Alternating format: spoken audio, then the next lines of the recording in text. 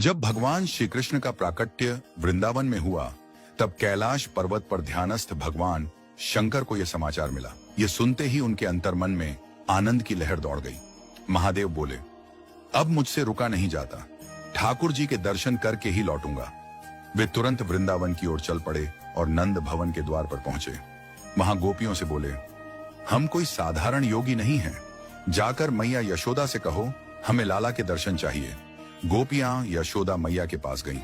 मैया ने अटारी से झांका। त्रिशूलधारी, भस्म लिप्त, मुंडमाला और नागों से सजे विकट रूप में शिवजी को देखकर भयभीत हो गईं। यशोदा बोली, ऐसे भयंकर बाबा को लाला दिखाऊं? मेरा लाला तो डर जाएगा। गोपियां शिवजी को यह बात बताने गईं।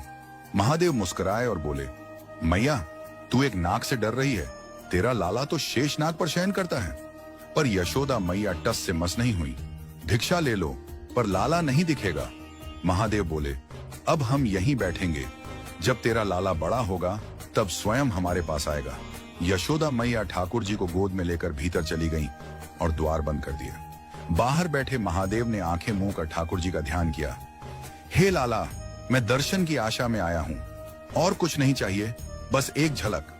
यह भाव सुनते ही श्री कृष्ण अचानक जोर जोर से रोने लगे। मैया ने सब प्रयास किए, दूध, झूला, लोरी, पर लाला शांत नहीं हुए। एक गोपी बोली, मैया बाहर जो योगी बैठे हैं शायद वही नजर उतार सकते हैं। यशोदा ने अनुमति दी, पर शर्त रखी, लाला को गोद में नहीं दूंगी, बस दूर से देखे। गोपियां शिवजी को बुलाने गईं।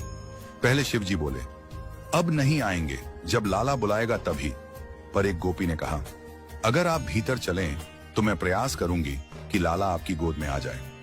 ये सुन शिवजी चल दिए। जैसे ही उन्होंने नंद भवन में प्रवेश किया, श्री कृष्ण का रोना शांत होने लगा और वे मंद मंद मुस्कुराने लगे।